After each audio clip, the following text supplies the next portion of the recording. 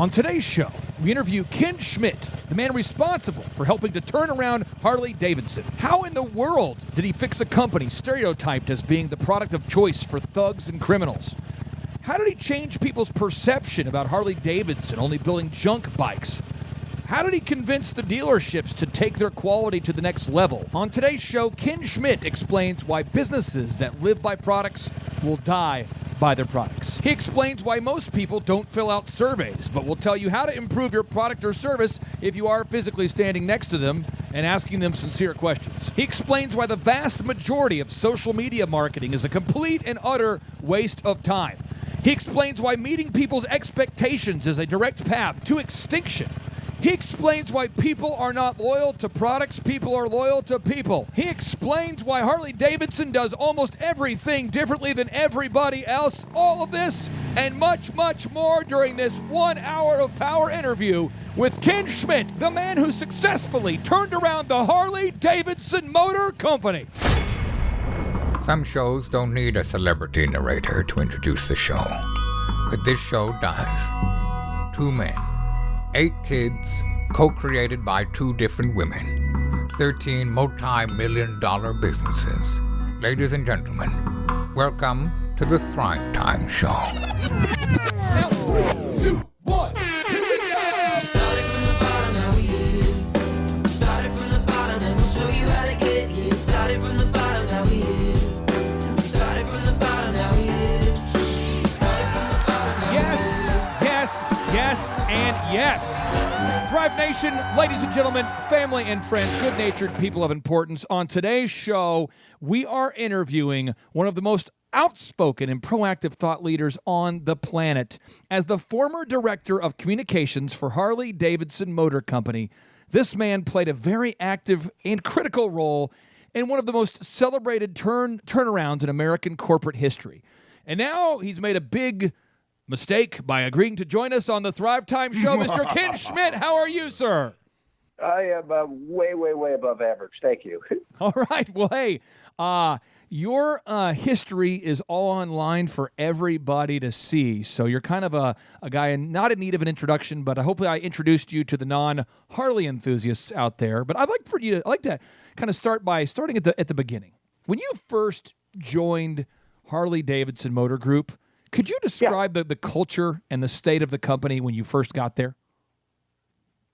I sure can. It was probably, it's kind of a strange paradox because the company was at its absolute bottom. Actually, it wasn't at its bottom. It was near bottom and about to go lower. But at the same time, the culture there was the most fired up, energetic, passionate, and just genuinely fun group of people to be around that I'd ever met in my life.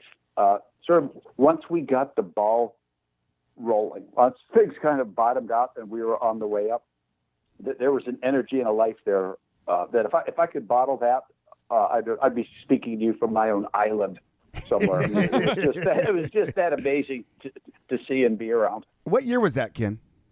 That was 85. 85, okay. How many people worked at Harley-Davidson Motor Company at the time when you joined? Was there thousands? Just to give the listeners some context, how many people were working there? Oh, gosh, I really have to scratch my noggin on that. But let's just say that it was probably around 1,500 or 2,000. And that's including all the manufacturing people who were the majority of employees.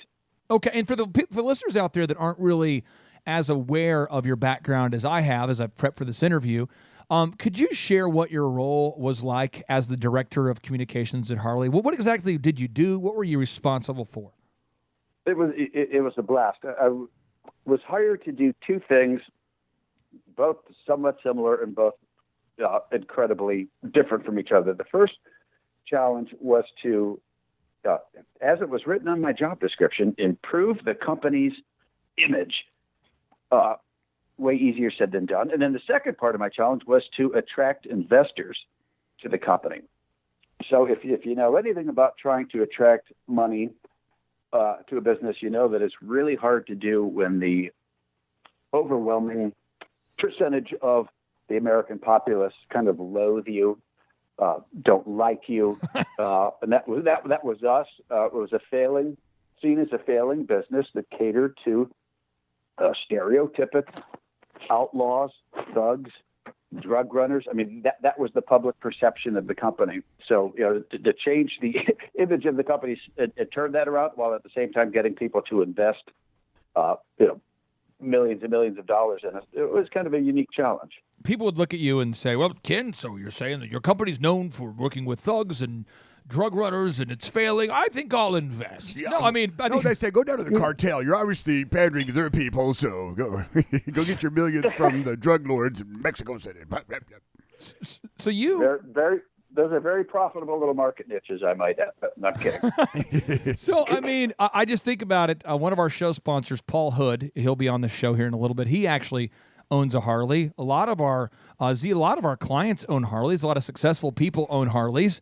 Obviously, now we look at it and go, okay, that now we can see your success. But when you're starting there at the bottom, what were some of the biggest challenges that you were facing when you first started working at Harley? What were like the absolute biggest burning fires? There's a lot of fires. Someone out there listening right now can relate to this. There's a ton of fires. What was the biggest fire that you had to put out right away? I say the biggest problems. I think I could summarize three ways. The first was what I alluded to just a minute ago: the fact that people saw us and painted us with the absolute worst possible light. None of which was true. So that was just all based on stereotypes and Hollywood hangover going all the way back to the 1950s, where they were portraying motorcycle people as thugs and criminals. And of course, the media loved that. So, two generations of kids grew up being told by their moms to stay away from the Harley people. They're bad news. The second major hurdle was the fact that if you asked anybody who owned any kind of motorcycle built by anyone in the world about Harleys, they would tell you that every bike Harley built was a colossal piece of junk. Again, this is hugely exaggerated. Correct. There's a little truth in there, but so here you have the most potent voices in the marketplace, being people who are in the market, motorcycle enthusiasts, telling would-be enthusiasts to not buy Harleys because they were unreliable pieces of junk. And then the third problem we had was that the places where we did business, Harley dealerships around the country and around the world, were not the kind of places that people would be comfortable entering. The belief was that people wouldn't be comfortable entering. They tended to be on the outskirts of town, dimly lit gravel parking lots. So you have this feeling that the people inside the building are somehow engaged in criminal activities. And from the outside, it doesn't look like, a nice store at the mall. We had kind of had the deck stacked against us, and a lot of that, frankly, was our own fault. Yeah. I mean, when the name of the company says Hell's Angels Harley-Davidson, you probably are like, yeah, it's kind of how you do it. I want to go in there. Yeah. So, Ken, so you joined in 85. When did Harley hit rock bottom? Was it before you joined or after you joined? It was after I joined, so I'll take full credit for that. You led the charge to the bottom. 86 was actually the worst year. And just to put something in perspective for you, in 1984, and then coming into 1985, after investing just a pile of money, whatever money was left of the company, into re-engineering and redesigning new product, in 85 and 86, we really lit the world on fire from a product perspective. Motorcycle mags, around the world were saying that these are the best bikes, not just the best bikes that Harley ever built, but the best bikes that anybody ever built. So you would have assumed that would have been enough to bring hearts, minds, and dollars back our way. We certainly did. And we find, to our horror, that, just having a really great product essentially just got us back in the game. It did not make people fall in love with us or want to do business with us, and hence 86 was the worst year ever. So how did you, a lot of people out there have adversity, and we've done a lot of shows on adversity and how to overcome it, how to keep yourself positive, and how to, fight through the valleys. When everything's going great, it's easy. It's easy to want to go to work, right? It's easy to want to know you made the right choice. I mean, did you ever look in the mirror and go, what am I doing here? I mean, did you ever have those moments? And if you did, how did you fight through them? I think everybody that was there had those kind of moments from time to time, like wow, I mean, this could this could end. This could go under. And part of that, frankly, served as a strong motivator. And a lot of people say, boy, what does it take to get a business that focused on turning itself around? And I say, well, I got to tell you, failure is a hell of a motivator. Yes, it is. Fear of losing your job tomorrow. Remember, I said how people were, so energetic and literally running from meeting to meeting. I mean, a lot of that was, hey, our days can be numbered here. We got to do this, and we got to do it quickly, and we got to do it together. So that was kind of the cool part of the motivating factor. But again, were people nervous? Yes, they were. But I would say especially the older people, people who had already worked there for 30-some years and Sure. that were reaching the end of their careers, they had a lot more to lose, frankly, than us young guys. I'll say this, Z. I've never been a big motorcycle guy. I do remember that the movie, I believe it was a Naked. No, it was a Police Academy, I think it was, and the Naked Gun. They played to those stereotypes where biker bars were the worst place to go, and it seemed like everyone was driving a motorcycle that kind of looked like a Harley. I remember as a kid growing up, my parents telling me, "Hey, stay away from those people." And now I could say motorcycle people are known as kind of like lovable people that are dedicated to their craft. It's like a lovable thing now, where before they were known as like a scary thing. So I want to ask you about the action steps that you took during those first couple years at Harley to lead this epic turnaround. I know you took hundreds of action steps, thousands of them, but if you can remember a few of some of the biggest or most the ones that made the biggest impact, what kind of action steps did you take? Impact-wise, going back again to this thought and to the comment that you just made about just sort of that fear that people had for who represented Harley riders and what we are about. So our earliest mission to get over that was to essentially show the world who we really are. Let people see us for who we really are. And I need to tell you that was an abysmal failure. And I'll tell you why, because one of the earliest and greatest lessons I had going through this process came the compliments of a woman at the New York Times.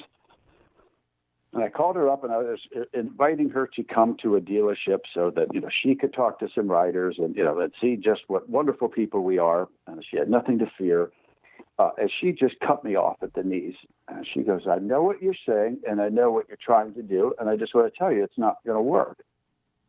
And I said, well, why not? And she goes, all I know is what I see. And what I see are scary-looking, rough people and rough-looking women on the back. So no matter how you spin it, that's not what I'm seeing, and therefore it's not real. And that just kind of hit me and a lot of other people like a smack upside the head, because it's so obvious and so true what she was saying. That's not what people were seeing. Because those of us who in the riding community who don't look scary, however you define that, who didn't have that stereotypic look, we never pinged on anybody's radar. We were totally invisible. The overwhelming majority of the Harley riding community was invisible to the non-riding community because we didn't look like the people that we'd all been accustomed to being afraid of, because we didn't match that image, so therefore people didn't notice us. Makes sense. So we then basically said, hey, look, instead of trying to make these big heroic blasts like a New York Times cover story, which is what I was kind of seeing happening here, I determined we'd be way better served to kind of go with a rolling thunder approach. Let's get some small success stories of getting out and getting involved in the communities where we do business. Get some local elected officials out there. Let's get some folks in the media out there. So just did a small kind of test level to see how people react to what we're doing. Again, rolling thunder. Let's just get some small bangs and start building momentum and learning from our mistakes along the way. And that served us a lot better, because now you could have people that, the dentist from your town standing next to a pipe fitter who's been a biker for 30 years in the same space, under the same roof, talking about the thing they love, motorcycles, and basically dispelling any myths that hovered over the business. When the guy with the dirt under his fingernails turned, and you talk to him, you find out he's a dentist. Well, that kind of kills whatever preconceived notion you might have about what the guy does. And we kept doing more and more and more of that, and realizing that the more social we made the business, the brand, getting people together, the more rewards we received for doing that. Because anytime we did anything that had a lot of bikes and bike people together in the same place, it just made for a massive billboard. You couldn't not see what we were doing, and hopefully be curious enough to see what we were doing and pull in and have a look. Can I have a small issue. I mean, is there a scarier man out there in the world than a dentist? I mean, think about Talk about scary. Come on, man. Here's what I would say to that, though. I mean, because I have been in a lot of motorcycle rallies over my life, and basically in a motorcycle rally environment, it's adult freedom. It's people doing anything they want with no fear of being judged by their neighbors. Right, so people let their hair down. They people smoke and stuff at bike rallies that don't do at home. But your dentist is in the middle of that. If your dentist, when he's in that environment, is the skankiest dude you ever met in your life. Oh yeah, and then a week later, his hands are in your kid's mouth. Sure, I just thought that was funny that was the one profession you did, because a lot of people are like, well, I fear going to the dentist more about anything. So think about this. Again, I was born in 1980, so I remember 87, 86, 88, those kind of years. I remember it's just you stay away from bikers. You don't want to be around the bikers. Harley-Davidson was known for making crappy bikes. If you want to buy a crappy bike, buy a Harley-Davidson. Now here we are, 2018. The company's known for making the most high-quality bikes you can buy. Bikers are known as lovable people. So you're saying action item number one is you gathered some small, realistic local media wins. You're getting local officials, people of credibility riding bikes, and that started getting some momentum going. And then what did you do? Once you got a little momentum, got some dentists, these scary people riding the bikes, what did you do next?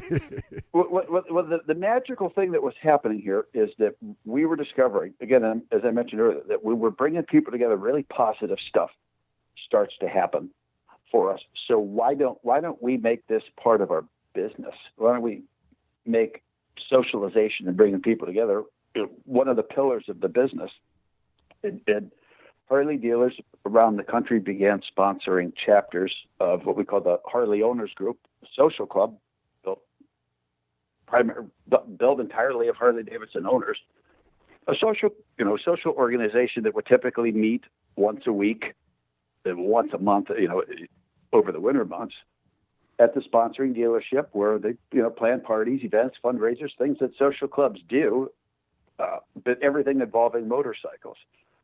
So the people had more excuses to come back to the dealership. We'd do these events at dealerships and bike shows, and there'd be fashion shows and a band playing and local restaurants out cooking food and serving everybody. And that it just generated a tremendous amount of attention. And all the attention was incredibly positive, because anytime somebody from the media or a law enforcement community or something would come in and get plugged into this, virtually everyone would report, we saw exactly what we didn't expect to see. And that was just people from the neighborhood, the folks next door, just a lot of adults having a really good time. And never once, and this is really important, never once in any write-ups, never once in any reports that people were doing about the company, as a result of these events, were they talking about the company's products. It was all about the people that were involved, the people involved on the company side, the people involved on the dealer side, and then ultimately the customers or potential customers. And it was a human side of the equation really that drove everything forward. For all of our listeners out there, there's a huge, just powerful teaching moment. There's two that I want to make sure we do. See, I don't want to move on without distilling these. They're powerful. Just distill. One, he said it's all about the people. Come on. Not the product. That's one. That's big.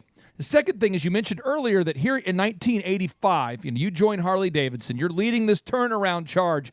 You're leading it triumphantly to the bottom after winning the awards as the best motorcycles, 85, 86. Yep. You're getting write-ups for having the best product in the world in your category, and yet people think, see, this product is so good it's going to sell itself. And here you are, a guy who led the Harley-Davidson turnaround, and you're saying even with the best product in the world, the product will not sell itself. That is so powerful. Can you educate, preach to the listeners out there, Ken, who are saying, I have the best product in the world. It's going to sell itself. And they're just not willing to, they're just kind of hung up on that idea and they're not willing to embrace the people strategy that you did? I could say definitively, and I will shout this from the mountaintops. Come on now. Anybody or any business that lives by its product is going to die by it. It doesn't matter how good your product is, because especially now, I mean, it's just 2018. There's nothing you can make that somebody else can't make 6 weeks from now exactly the same, if not better, than what you just did. So if you're trying to build your business on your product and the virtues of your product, and God forbid the quality of your product, you'll never be a dominant competitor. You'll always be an also ran, because somebody's going to do it better or cheaper. And find me any industry where that's not true. Let byproduct die byproduct, man. Drop the mic. We drop the mic. Drop the mic. Just drop the mic. Throw the mic. Unbelievable. No, wait, that's an expensive mic. Don't throw that. Just set it down nicely. Set it down slowly. Now, Ken, on the show here we have Paul Hood. Paul Hood owns a large accounting firm here in the Tulsa area. He's one of our show sponsors. He helps make this podcast possible. Paul, you drive a Harley, am I correct? I do. I have a 2015 Sportster. So here you are with Ken Schmidt, the guy who led the Harley-Davidson turnaround. What tough question do you have for Ken Schmidt before we get into his new book? Well, I don't know if I have a tough question. I just want to say thank you. I'm a CPA, and I don't know how many CPAs you know, but we're not really the coolest guy in town. But I jump on that Harley, and I am it. I am the man on that Harley. I will have to admit I put a cup holder on my Harley, but so if that's okay. I've got one too. I won't own a bike that doesn't have a cup holder on it. Yeah, I got my cup holder from Harley though, so I think that's okay. All right. So what's your tough question for Ken here about Harley? Remember, he led the Harley turnaround. He started off, he joined there in '85, left the company in a great space. He's launching a new book. He's a unicorn, Paul. What question do you have for him? Well, I was always curious about how Harley has, how you decide which type of bike to make. Now, I guess it's a lot of the bigger bikes, the touring bikes, and they're really cool. And, a lot of my clients, have to decide which product line to push and which ones to kind of let fall back. And so what kind of market research did you guys do to do that kind of stuff? Harley is very, very big on what we call voice of customer. That's basically listening to what customers are asking us to do, which was always kind of opposite of the way the rest of the world manufactured products, especially when Harley first started doing this. But then secondly, Harley is so active with riders and so present on the street in the motorcycle world at rallies, events, and shows, looking at what people are doing themselves to customize their vehicles, customize their motorcycles, and blatantly looking at and being inspired by the best and the coolest of those ideas, and saying, hey, can we do this? And if we do this, is there going to be significant enough demand for that? And if you ask people, they'll tell you, hey, that's really cool, or yeah, that's cool, but not cool enough for me to buy it. We just find that the more you ask questions of people and seek their opinion on stuff, the more they'll tell you, rather than trying to outguess what the market will accept. There's a book written by Sam Hill called Radical Marketing, and one of the case studies in the book is Harley. And that's how I first heard about what you guys were doing. And so I got interested, started looking up things. And there's one interview I stumbled across that was on YouTube where you were saying, and I'm quoting it, and if I misquote you slightly, I apologize, but this is what I transcribed myself using some typing technology. You said... Are you saying that you don't memorize my quotes? I stopped memorizing them as of last week. Hit my head on the toilet seat and I can't remember anything. I apologize. But here's the thing. You said, I was always a bit of a renegade and that I never liked to accept the status quo. That, to me, is kind of part and parcel of what the entire Harley-Davidson lifestyle is all about. We don't have to do things the way everybody else does. Why should we? I would love for you to break down what things that Harley-Davidson does much differently from everybody else. Oh God, we can go all. Oh, day do on it. this. I'm ready. Do it. Come on.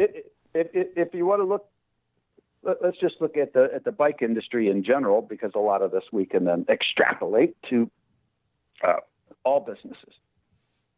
If you were to go and buy 10 competitive motorcycles and put a big piece of tape over their names on the gas tank, push them out on the curb, in front of the office there, and ask people to come up and tell you who built what, nobody would have any idea, because bikes all look exactly the same. I mean, people copy each other's products now to the smallest detail. Despite the fact that the guy on the street can't tell manufacturers' products apart, we're talking big companies, the Hondas, the Yamahas, BMWs, Kawasaki's, and Suzuki's of the world. Despite the fact that their products are almost impossible to differentiate, all of these companies go to business, go to market, trying to sell their product based on the features and benefits, the attributes of the product. They're completely product driven. And because they're completely product driven, they're commoditized and have to compete on price. Gee, what's the difference between the Honda and Yamaha? $4. Well, I'll take the Yamaha because it's $4 less. I mean, that's patently absurd, but that's how most business is done in the world today.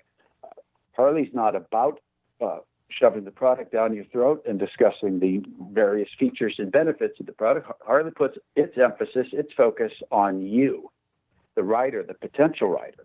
Because if we glorify the human instead of the product, we build tremendous loyalty. That's a very attractive trait for a business. It's a very attractive trait for anything or anybody. We're putting the spotlight on you. And if as a result of our doing that to you, you want to learn more about our products, well, then we'll tell you all about them. But leading with product and promoting product at the sake of all else simply doesn't. It's not sustainable, and it certainly doesn't make you a dominant player in the industry, which Harley does. And secondly, Harley loves to, and Harley dealers around the world will tell you this too, we love to essentially go the opposite direction that everybody else goes. So everybody else is jumping headfirst into, you name it, new technologies, new colors, new whatever. And they'll all do it in unison. They'll all copy each other. Well, Harley will turn left when they're going right. They're going smaller. Harley comes out with a three-wheeler, a big honking 1,000-pound three-wheeler. I mean, you can't not notice that. And people will always ask the question, well, why'd you do this? And there's nothing better than people asking you questions, because it means they're curious. It's that they noticed. What'd you do this for? And now you have a chance to tell them your story, tell them everything about the business, tell them everything about that particular bike, whatever that is, because people get curious. They notice things that are different. I have a hot take, but Z has a hotter take. Z, Well, hot take. I had a quick question just to kind of, in my mind, I'm tracking all this. When did you know? When was the moment that you thought, okay, this we're going to make it? And what year was that? And why did you think that? Well, I'll tell you what. This will probably be a longer answer than you want, but I need No, to go ahead. Something. When we were frankly desperate to move product, to generate revenue, to save jobs, what Harley did, and was the first company in the bike industry to do it, Harley allowed people to take test rides on motorcycles, a demo ride. And you have to, put yourself in the seat of the lawyers and the risk management people. What we're going to let people ride our products, and somebody's going to crash, and we're going to get sued, and it's the whole house of cards is going to tumble down. You don't worry quite so much about risk mitigation when you're broke. Right. That's exactly what I was thinking. Yeah, I used to always joke about that. Oh, somebody crashed, well, give them a drill press. That's all we got. But what was happening is we're allowing people to take demos.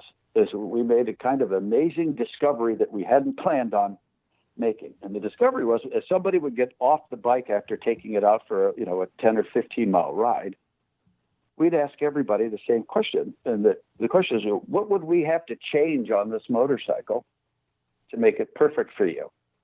Oh, wow. And what we Good question. discovered was 100% of people, when they're standing right next to you, when asked a question, will answer the damn question. Bam! If we'd have sent them surveys afterward, they wouldn't have told us anything. If people said, hey, you know what? I need the handlebars to be higher. Could they be lower? Could they be wider? Could they be narrower? Could you bend it back this way? Could you curl them that way? And we began discovering that when enough people were asking us to do the same stuff that we could do, I mean, Harley's a metal bending company. They're asking us to bend metal different ways. Let's do that. And they reacted very, very positively to that. So now they have a say in what they are helping to be.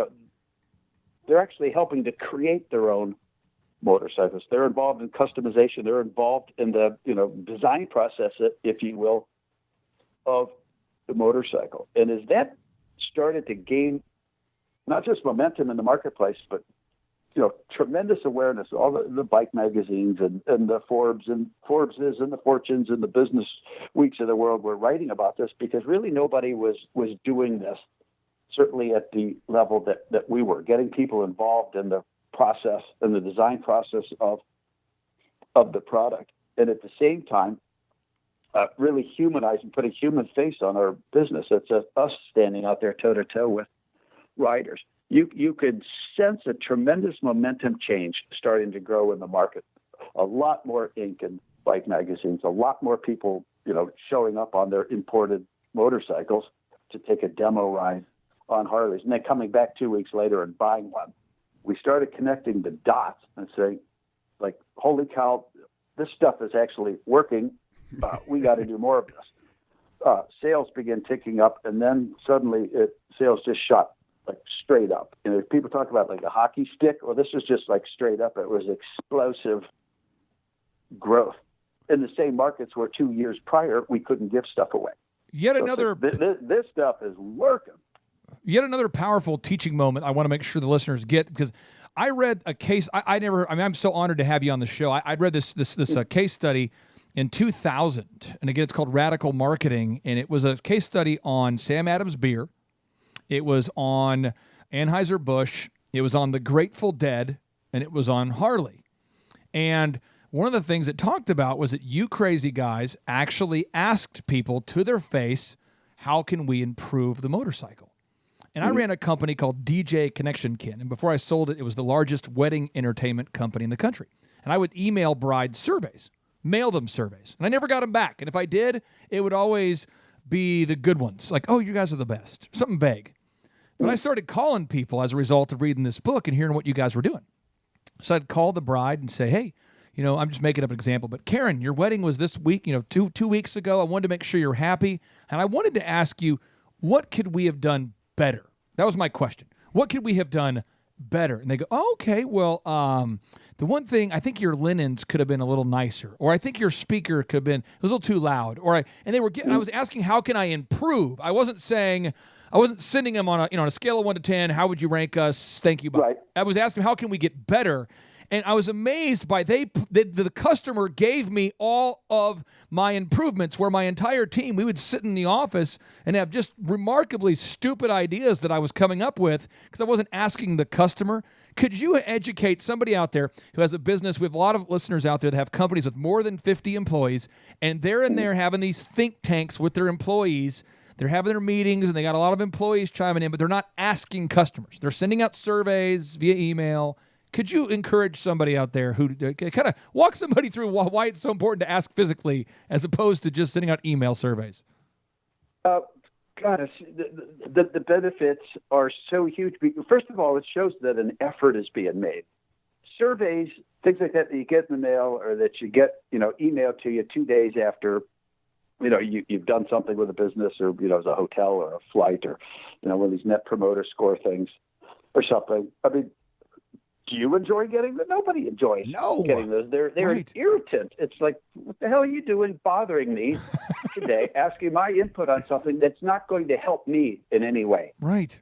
Right. This is just going to help you. And why should I even think you're going to listen and take action on what I'm saying anyway? But when I'm right there, standing next to you, I'm on your property, or we're out in the field together, and I'm asking you the kind of questions you just mentioned. What could we have done better? What would you like to see us do? Or, challenge us. Give us a goal that you don't think we can reach, and let's see if we can do that for you. First of all, people always react positively to that because they're just simply not used to being asked that. But secondly, and probably more important, is now you're getting the absolute most sincere and honest feedback you can possibly get for people. You're not rating me on a scale of 1 to 5. You're telling me what sucked. You're telling me what was awesome. You're telling me what was average but could have been made a little bit better. And that to me is the highest compliment a person can give a business, is I'm telling you how to improve yourself. And the reason I'm telling you is because you asked me. And ask me again, and I'll tell you more. And I'll tell you more, right.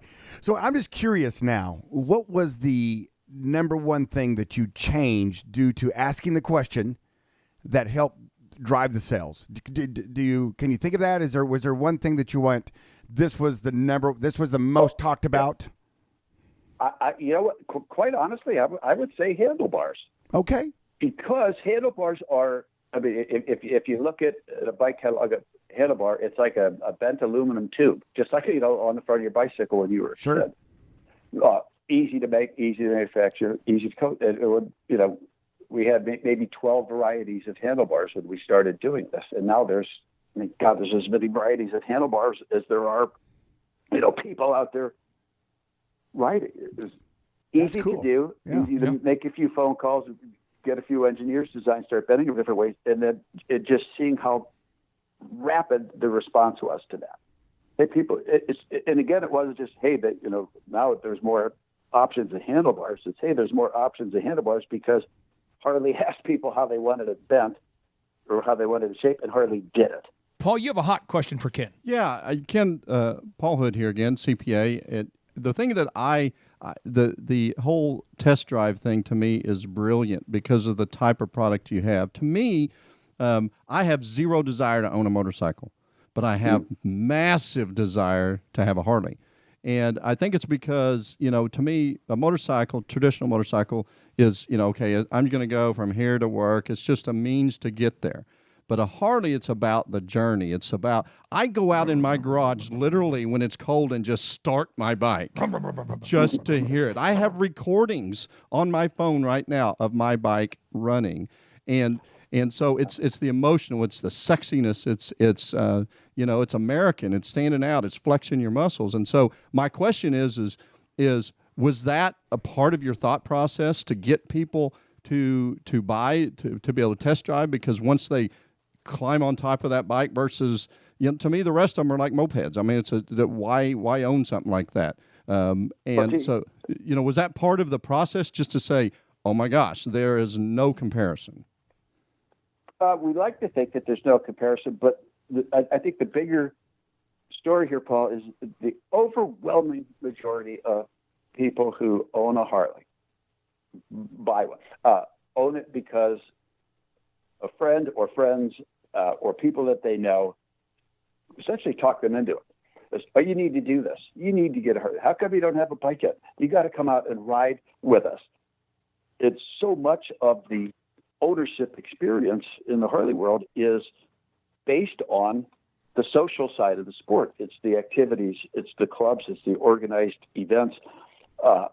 The Sturgis Motorcycle Rally in South Dakota, Daytona Bike Week, events that a lot of people will never participate in, but they know they can. They know I have access to that, and that's cool.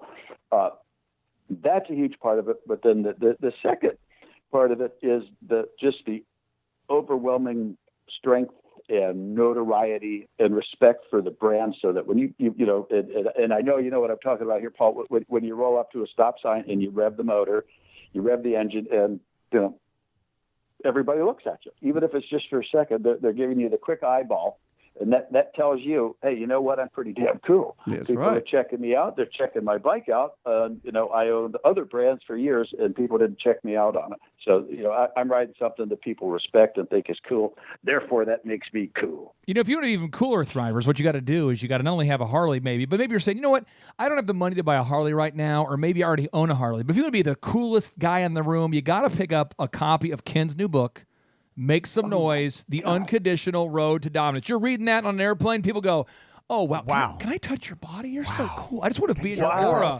I love it. Can I get a selfie with you? Can I get a selfie? Can we get So this new book, Make Some Noise, The Unconditional Road to Dominance. Can you tell us what inspired you to write this book? Everyone's going to go buy it right now on Amazon. What inspired you to write this thing?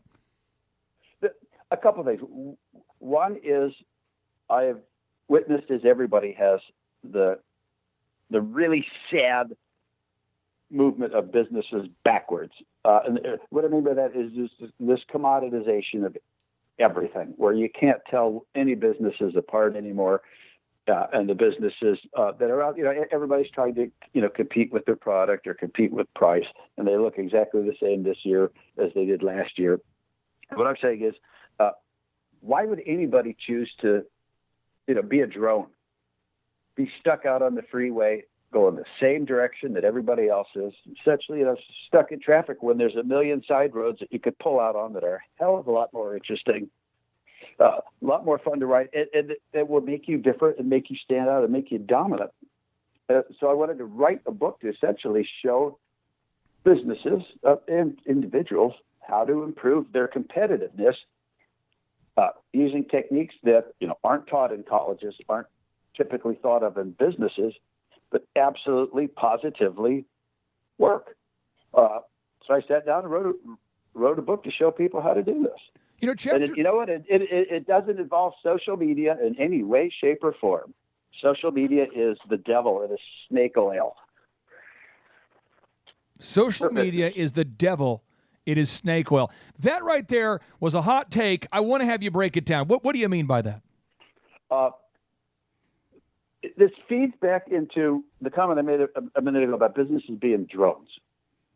Everybody's chasing what everybody else is chasing. And, oh, boy, the social media is going to be the next big thing for businesses. It's going to allow you to sell more and attract more customers and build loyalty. And, oh, boy, everybody jumped in with, well, if your dry cleaner has a Facebook page. Who gives a crap? And the answer is nobody. Nobody does give a crap. Nobody wants to. I'm just telling you this. There's somebody out there. I sat down with a dentist there, Ken. You're getting me all fired up here. I sat down with a dentist, and he had a full-time guy whose entire Did he job. own a Harley? No.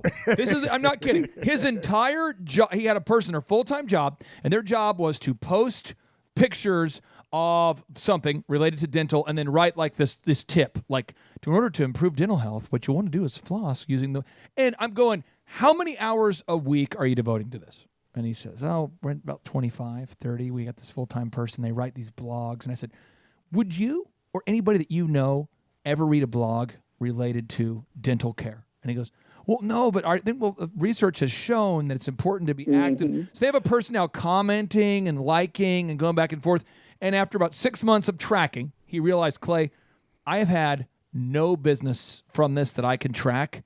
And you're right, my man. All of our business is coming from wowing our customers. So we set up a thing where a first-time customer, when you sign up, when you come in as a first-time customer, they give you one of those expensive Yeti mugs with the logo of the company on it. Yeah. With a big thank you. They say, thank you so much. They give that to them, and they give them as a Freckles. I think it's called Freddy's or Freckles. It's a frozen custard gift certificate. They give them a $10 gift certificate. They say, I know dentists encourage you not to eat sugar, but we want you to live a little, so here we go. And here's your Yeti cup. And people are telling everybody about it. And there's no liking, there's no tweeting, there's no YouTubing. Yep. I think a lot of people are getting just stuck on social media. Help somebody out there, Ken. Someone has attached themselves to this dysfunction of social media jackassery. Help somebody out there, Ken. It's that copycat thing. Everyone else is doing it, so therefore I need to be doing it too, or I feel bad if I'm not doing it. It just one more comment on social media. It's a great place to continue a conversation with somebody, a legitimate friend. It's a next to impossible place to start a conversation with somebody, and that's how people are trying. We're trying to drum up business through our Facebook page. And no, sorry, that just ain't going to work. And furthermore, people talk about their social media strategy. And I say, you have a social media strategy. You don't even have a social strategy. I mean, the basic pillar of learning how to compete is being able to answer 3 questions. Is what do the people who are most important to you say about you? Second, what do you want them to say about you? And then third, what are you doing to make them say it? So if you don't have that defined language, those defined descriptors, how we want people talking about us, and what the hell are you doing on social media? You call that idea noise throwing cubed. Stuff out there for it. Don't you call it noise cubed? Am I correct? Again, I'm looking at my cliff notes from the book. Can you talk about this noise cube and why we need to print it out and display it? It's such a profound idea, noise cubed. Sure. Well, let's just talk first about the concept of noise. Noise is a metaphor that I use anytime that I'm working with or teaching or speaking. And what I do is I say, if you were to imagine right now the sound of any motorcycle, driving by your window, any motorcycle that's not a Harley, you can hear that in your brain right now. That you hear that sound, and the second you hear that sound, that's a motorcycle, but you have no idea who built it. A Harley goes by your window. Harley's coming long before you see it. You don't have to see it to know who it was. It's that distinct, different noise. And the metaphor I use is every business in the world makes noise. Every person in the world makes noise. And your noise is what the people who are most important to you, customer, potential customer, maybe your boss, what those people say about you when you're not there. And the noise is either, distinct, unique to you, recognizable, meaningful, cool, memorable, all that great stuff that you would want to have, or you're just making the same noise as everybody else, so you're completely invisible and indistinguishable. Why would anybody choose to be indistinguishable? And that's when businesses are out doing the social media thing, when businesses are out doing the couponing and the discounting to create sales, when businesses are talking about their quality and the commitment to customer satisfaction. They're doing that because all their competitors are doing it. They're making the same noise, saying the same things that their competitors are saying. Therefore, they're just rendering themselves uncompetitive. It's crazy. It's so.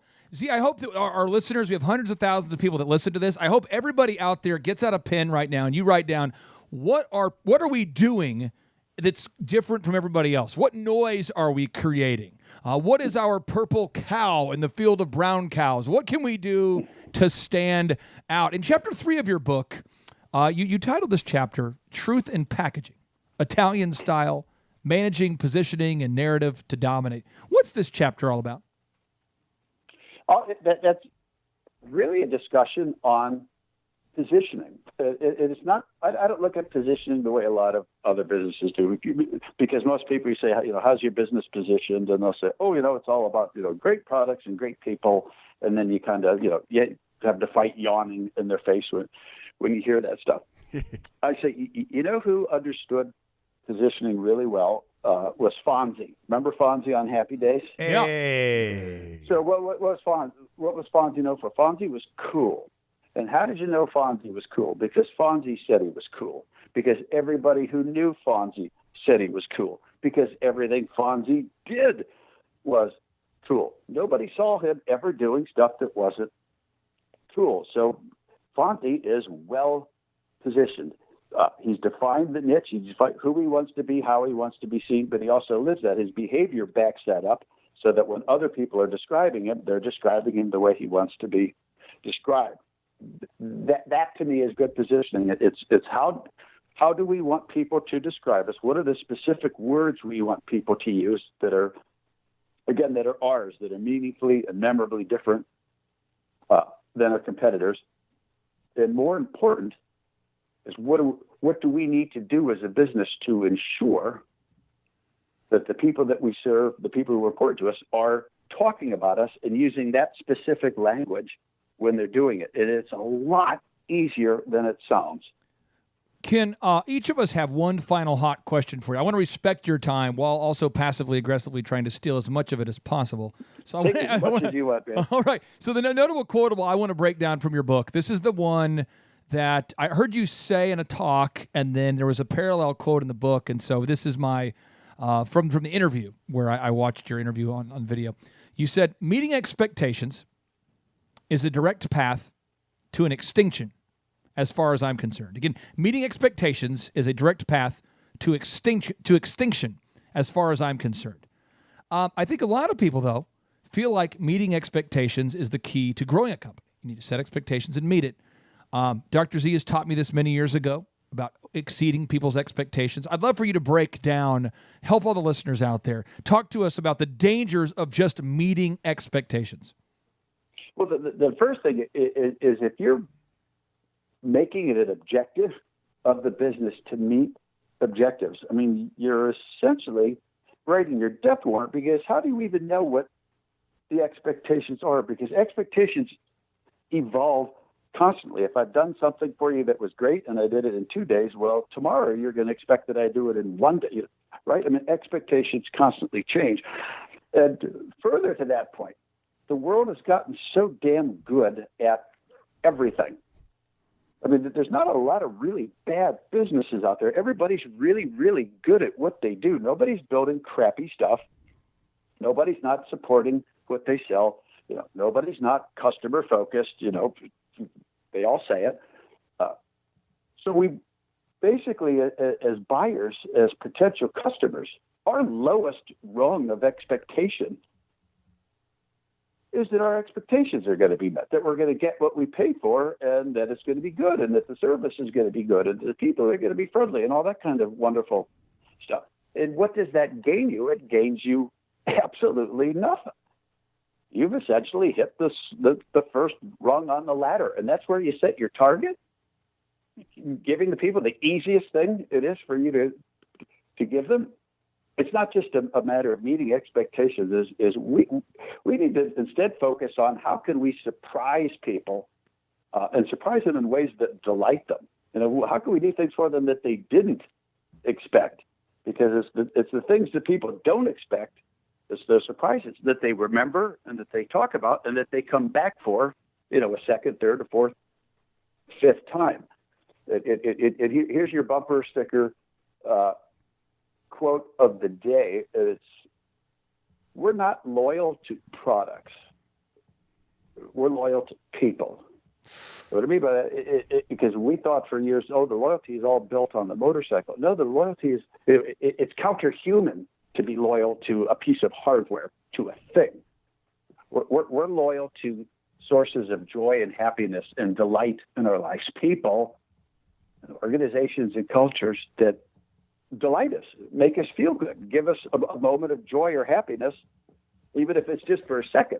Because what we know about the human species is that if you do something for me that makes me feel good, I guarantee I'm coming back for more of that. I mean, that's the real definition of loyalty, is that I'm coming back to you for more joy, for more happiness, for more delight. And as long as you continue to give it to me, I will continue to come back. Amen. That's right. Yeah.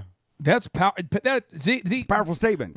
I want to interview Ken for 3 consecutive just years. We will. Okay, we'll work into it. Z, what's your question? Well, first of all, I want to give a big shout out to Make Some Noise, the new book by Ken Schmidt. Yeah, you got to buy that book. Did you see the play on words, Clay? Did you get that? Shout out to Make Some Noise. That was good. Z, let me say, I caught that. let me say this. you, Ken. Let me say this, Z, for all the listeners out there. If you care about your loved ones this holiday season, Yes, if you care. That's a big if. what better way to say I love you than with a gift of Ken's new book, Make Some Noise? Make Some Noise. Okay, back to you. I love the title of it, though, How to Dominate, because so many times I think that's part of our job here is to give this, the walkway or the practical steps for people to start and grow a business, and this idea that, you want to dominate, that it is a fight, that they're not out there just handing it to you, is one of the concepts we're trying to beat into people. So this, a great resource and something to help encourage our listeners out there. So everybody go get Make Some Noise. But I want to get back. I want to spend just a little time as we're finishing up here.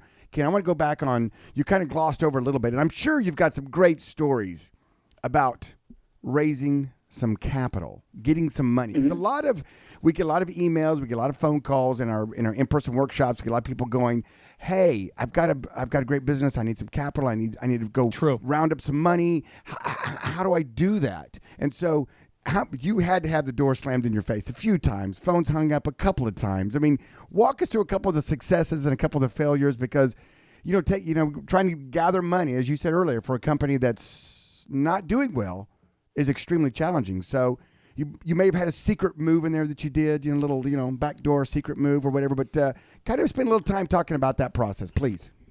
Sure. Again, this is something that was born out of discovery. Myself, the CEO, the then CEO of the company, Rich Tierlink, and the CFO, a guy named Jim Zemer, who then went on to be the CEO. We're making rounds to the investment community, and as we were sitting in the lobby at one of the major investment firms, we saw teams just like ours from kind of a who's who of American business. The FedExes of the world were in there, the GEs of the world were in there, and we went and sat down, and I said, like, how many meetings like this do you folks do every day? And they said anywhere from 10 to as much as 15. And I said, that sounds like torture. I said, it is torture, because essentially what people do is they come in and they show us their numbers, and they discuss the numbers, which we've already seen and had access to, and then give us an opportunity to ask questions. And it gets kind of boring. And I thought, we're not going to do that. We can't be like that. Instead of going in and telling people what they already know, our goal here should be what do we want these people to remember and repeat about us? Which means we got to show them some cool stuff. We got to tell them some good stories. And we've got to get them engaged the same way that we would try to engage somebody, at a demo ride. So would you wear like a bandana and leather and come in all, ride a Harley into the meeting, into the room? I wish, that's good music. I wish we could have, dressed the part, but, in these instances, what our rule was, when we're on somebody else's turf, we have to wear their uniform. Sure. Because these were all finest guys. We had the coolest, most kick-ass looking ties, though, all Harley ties. Well, yeah. Which, of course, we would give away by the hundreds to these people who said they couldn't accept gifts while they were shoving them into their briefcases. Kind of amazing. But what we find was, hey, rather than giving them the same pitch that everybody else is going, let's go with the goal of getting them to like us. Let's tell them the stories. Let's entertain them. Let's give them some good stuff. Let's kind of blow their minds a little bit. Get them fired up and excited, because if they like us, they're going to want to hear more of what we have to say. And if we're having these kinds of discussions that are making us more likable, more kind of awesome, and the stories we're telling them are, delighting them, they're hearing stuff that they, obviously weren't hearing from any of the other businesses that were in there. Our meetings tended to go longer. We got a lot more calls back. We got a lot more interest. We also got a lot more investment. So it's, competing for investment is the same really as competing in, a consumer products market. Is people got to like you first. If they like you first, they'll spend more time with it. To spend more time with it, you have more time to show them all your awesomeness and to create the demand for what you're doing. Well, I'm so curious. So what was like a story you would say? Like, what was your move? What would you do? You just come in and we show some pictures. Hey, we just got back from Germany, and we were at the Fokker Sea bike rally there, and we rode up over. Watch your mouth. This is a family show. Exactly. We did jokes about the T-shirts that say "Motherfucker" on the front. Yuck, yuck, yuck. Isn't that funny? And we rode up from France, and we're riding through the Alps, and we're totally in Pau. It's like guys were just completely absorbed by this. And then they said, we pull up at a scenic overpass somewhere up in the mountains, and guys would recognize, Rich Turley, the CEO of Harley, and they come running up to get his picture. And Rich would tell a few stories about, how humbling that is and how awesome it is to be recognized and stuff. And all the while, this is all intentional. So, these people are going like, geez, these guys are a really big deal in the bike world. People actually love these guys. I mean, I have no idea who the current CEO of Honda or Yamaha is, let alone what they look like, but everybody in the riding community knows what the CEO of Harley looks like. We're out there, and we're visible. We have those stories, amazing stories to tell. If they want to hear a a Hell's Angel story, we'll tell them a Hell's Angel story. If they want to hear about something that we're doing out in Hollywood with them, here's how we got bikes on the Terminator. Paul, they want to hear that stuff. Yeah, so cool. Now, there you go. And I love the way that you guys are focusing on people. You're focusing on emotions. You're not focusing on product and price and what so many other companies get caught up in the minutia of. So this is a powerful word. I hope folks out there listening take it at heart and can apply it to their business, because every business can benefit from this kind of sound teaching. Hey, Ken, Paul Hood here again. Hey, Paul. and I know you guys won't believe this, since talking to me, you probably think I'm the coolest CPA on the planet. But you guys have also mentioned dentists. I literally up until about 4 years ago, I had multiple people. It was not uncommon for somebody to come into my office and say, I would rather go to the dentist than come see you. And Unbelievable. So after I wiped away a little tear and everything, I had to regroup.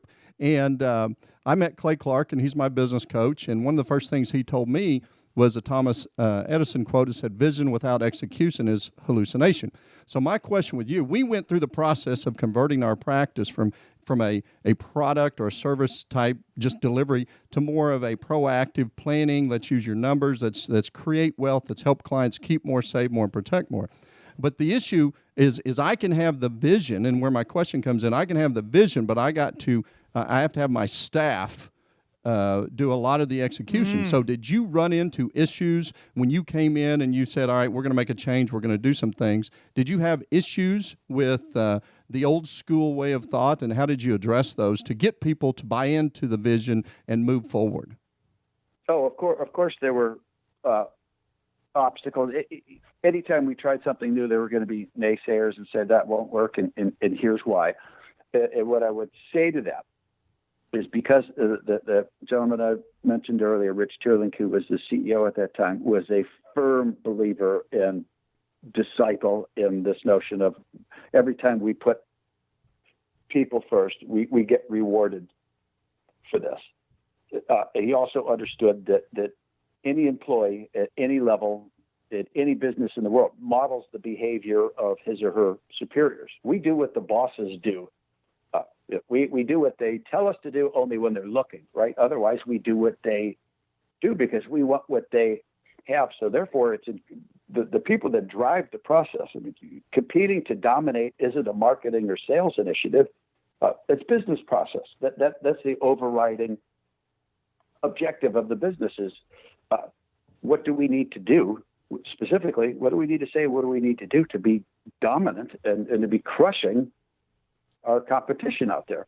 And if I, as a leader, am not exhibiting this behavior, encouraging and demanding this behavior of everybody working with me, everybody that's on this team, if I'm not living this passionately and encouraging others to do it every day, then I could fully expect that nobody else is going to do it. And we had a lot of that initially. We had pockets of resistance in the company, and the beauty of that is that they were very easy to spot. And the reason they were easy to spot is because they were the departments or the functions in the business that anytime an internal job was being posted, all the postings are coming, or all the applicants are coming out of these departments, because they could see a lot of energy happening in other parts of the company where this stuff was being embraced, and they wanted to be part of it. So then essentially it becomes incumbent on leadership to get together with those weaker leaders and say, look, this is what we're doing here, and you're either going to play along and you're going to be part of this, or we're going to find somebody who is. It's a bit of tough love, but kind of an amazing discovery is that in businesses that are running to be dominant, accountability is seen as a positive thing instead of a negative, like it is at most, where people are afraid of it. No, you want to see that accountability, because you say, hey, look, I'm doing all this extra stuff and it's working. I'm going to make good damn sure everybody else is too, because if they're not, they're hurting us. Let's get somebody else in there that will do it. Ken, on December 7th and 8th, we're having an unbelievable Christmas extravaganza. It's our big Thrivetime show conference, And we have Michael Levine attending. He's the PR consultant for Michael Jackson's estate, for Nike, for President Bush, President Clinton, Nancy Kerrigan, Pizza Hut. I mean, all these huge. He's speaking.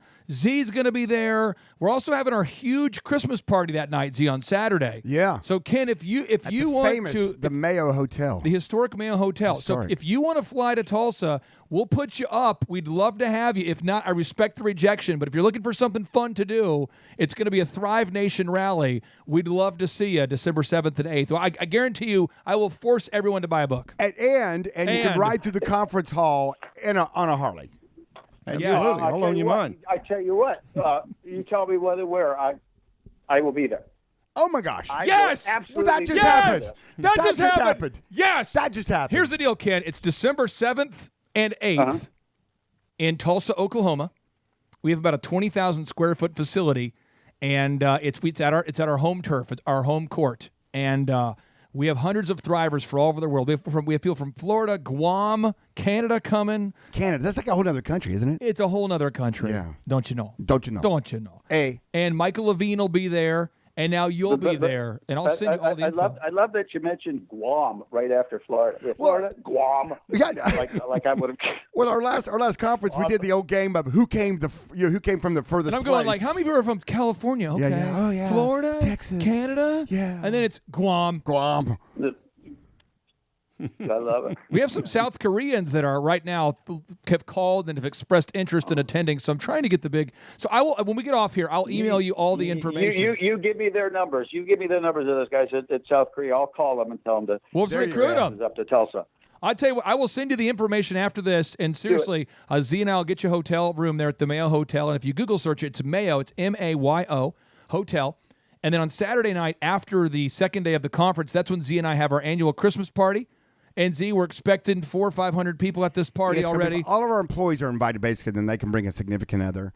And then drivers will crash so it after we get done with the formalities. Yeah, and then then we'll end up at the rooftop bar when we're done with that. It'll be an epic night. Ken, are you a dancer? Are you a dancer? You asking me? Yeah. Did you Are break you it down? asking me to dance? Do you dance? Did you break it down? It depends on the quality of the liquor being served. Well, Dr. Z will have some Lagavulin available, but he won last year's dance contest, so this is a fairly epic thing. But we will make we'll make it happen. We can drive the Harley inside. I'm super excited. My son gave me a good run last year, and then Clay brought in European professional dancers to try to take me out. This is a true story. Wow. And they were unsuccessful. He won with the John Travolta splits from like Saturday Night Fever. I saw an orthopedic surgeon for like 6 months afterwards, but I'm better now. I'm ready to go this year. This is horrifying. Yes. Well, here's the deal. Here's the deal, Thrive Nation. Be a great American. Go pick up a copy of Ken's new book, Make Some Noise, The Unconditional Road to Dominance. I'm putting a link to it on the show notes. And Ken, we like to end every show with a boom. It's kind of the phrase we like to say at the end of every show. It stands for big, overwhelming, optimistic momentum. So are you ready to bring the boom, my friend? I'm ready to bring the boom. Z, are you ready? Absolutely. Paul Hood, are you ready? I am ready. We'll do the countdown, then we do the boom. Here we go. 3, 2, 1, boom! Psst, Thrive Nation, I'm still here. Okay, Thrive Nation, I've got a quick favor to ask of you today. A quick favor to ask of you, okay? I have 3 quick favors. One, if you would share today's show with just one person, it would mean the world to them. If you would share today's show with just one person, I know it would mean the world to them. We have thousands of people from all over the world who attend our workshops, who listen to our podcast, who email us all the time, telling us about the success and how their life is entirely different now as a result of what they've learned and have been able to implement in conjunction with listening to the show, applying what they're learning at workshops. And it would mean the world. I don't know who you know. So I would encourage you to share a link to today's show with a person that you care about, maybe a business owner you know, a person who wants to be a business owner. Get the conversation started. Share it with them. Just send them a tweet, maybe send them a Facebook message, send them a text, whatever your best way to communicate is. Email them, call them. It would just mean the world to me if you could share this show with at least one person. 2, if you'll leave us an objective review today on iTunes, I'd love to give you 2 free tickets to our next in-person Thrivetime show workshop. So again, just search for Thrivetime show on iTunes, and leave us an objective review. Just click the subscribe button, leave us an objective review, and email us proof you did it to info@thrivetimeshow.com, and I'd be happy to give you 2 free tickets to our next in-person workshop. Now, your only cost to attend will be $37. It'll be $37 because that does cover the cost of the food and the workbook. But you can leave us an objective review and attend to the workshop for free, except for the $37 for the food and the workbook. Also, don't be a stranger. Book your tickets for this December event. I'm telling you, we're going to have Michael Levine, the PR consultant of choice for Michael Jackson, Nike, Prince, President Bush, Pizza Hut. He'll be at the workshop in December. We've got Ken Schmidt here, the guy who turned around Harley is going to be there. We've got an all-star lineup. Dr. Zellner is going to be speaking at the workshop on Saturday, I believe. It's just going to be a game-changing event. Make this a December to remember. Invest in yourself. Subscribe to the podcast. Share it with a friend and book your tickets today. My name's Clay Clark. I sincerely do appreciate you. I cannot wait to meet you at this December workshop.